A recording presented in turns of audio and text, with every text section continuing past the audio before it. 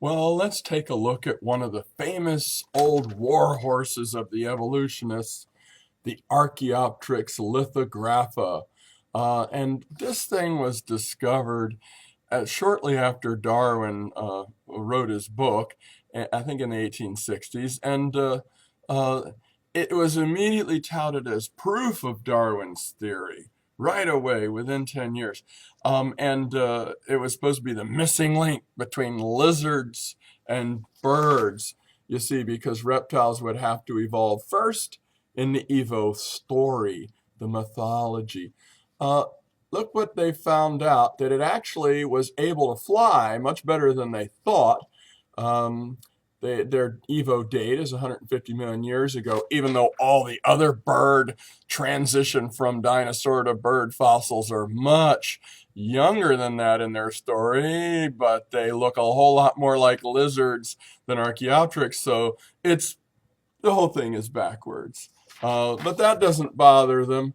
They're talking about how it is a missing link in the gap between and saying birds are dinosaurs. They love to just state these things like, oh yeah, we finally proved it. But there are many evolutionists that don't believe that the Archaeopteryx is a missing link.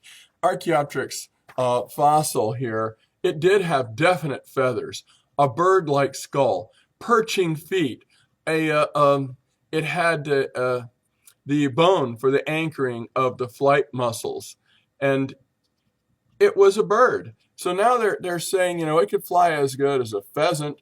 Uh, it was once thought to merely glide because it was, after all, a missing link and not only half bird, so it wasn't very good at flying. It also wasn't very good at being a dinosaur. And all the other fossils are a disgrace to the evolution thinking. And they still love Archaeopteryx lithographa. So they could actually fly. This guy Mayer, who is an ornithologist, says, uh,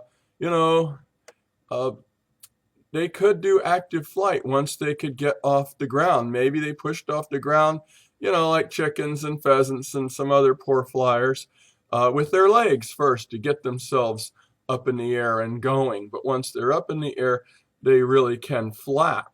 So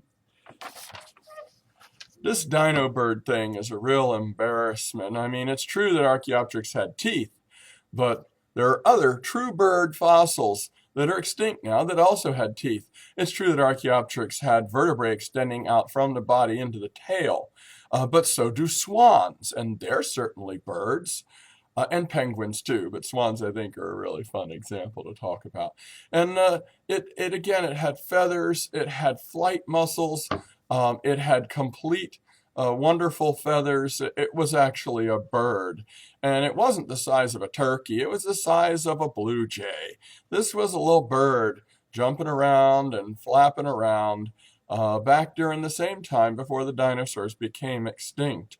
And there were true birds that that that existed back in the dinosaur day. We found fossils of hummingbirds with teeth. We really don't.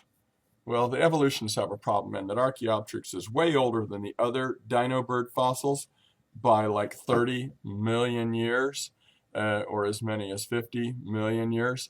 And so they don't line up in the story. Look below. I'll give you a picture of what showed up in biology textbooks in about the year 2000. After 2000, they don't even mention that the dates are all out of order, but I'll give you some data on that. Okay, well, God bless. Keep thinking. Those missing links are called missing for a reason.